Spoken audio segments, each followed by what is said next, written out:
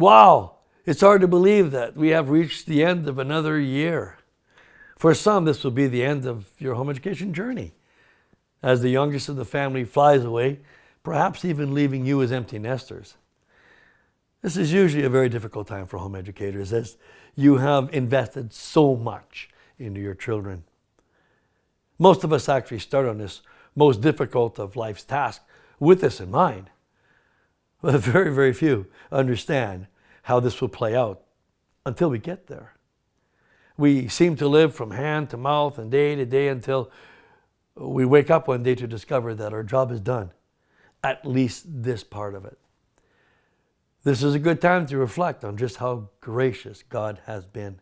A time to turn around and see all the goodness and mercy that has followed us throughout our child rearing days. Others are likely to be wiping their brows, saying, "Whew, made our first year." You are also likely saying, "Well, that wasn't so bad," or "wasn't nearly as difficult as I imagined."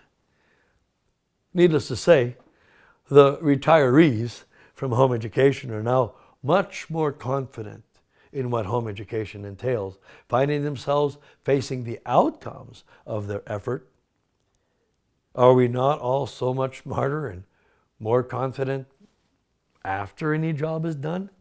Still others will have successfully completed another year on cruise control, having already experienced some of the nail-biting that novice home educators go through when embarking on a brand new journey into the unknown, and now at peace with the fact that home education is not just the best choice, but the only option when considering that government schools and churches cannot give birth to children. And all of us should be thankful for the opportunity to have had the privilege that home education brings, which is to simply be a family in keeping with God's love and directives.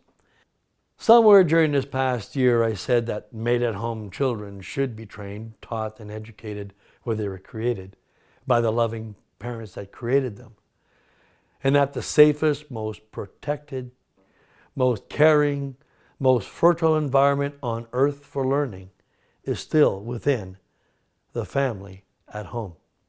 I must admit that we created this video a long time ago, and that there were likely some events and issues that have occurred since that time that may have given us some cause for concern. If you are seeing this video, it is because these events were likely not life-threatening to the home education community. Otherwise, you would not be seeing this video, but a replacement more in tune with the current events.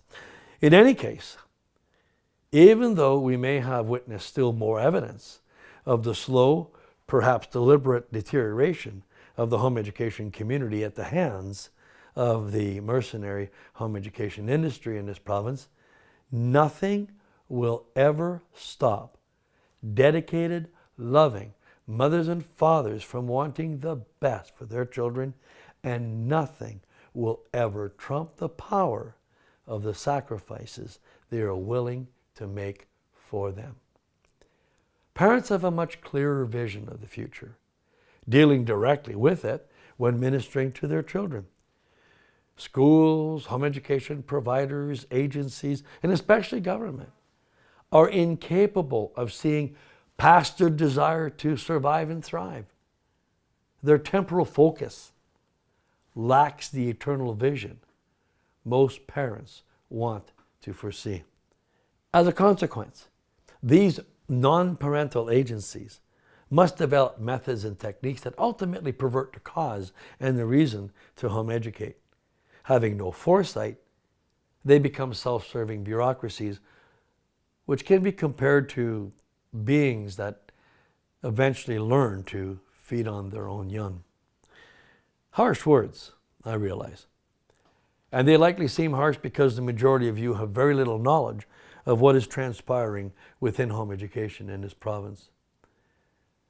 Again, risking being called all kinds of things by those who do not understand the gravity of this situation, or those who stand to lose the most from my constant reminding that temporal goals have clouded the eternal vision of home education, I must repeat the need to be truly informed of what is going on in the home education world of Alberta.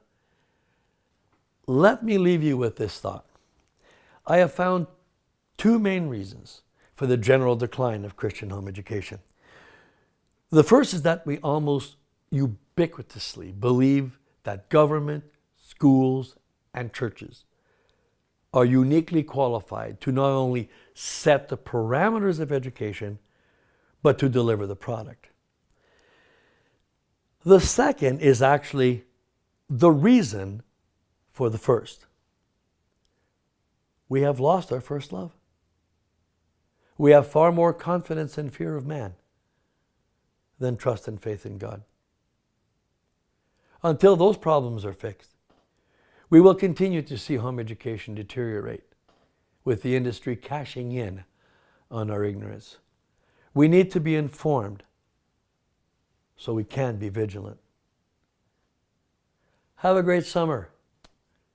Lord willing, I will blog you again in the fall.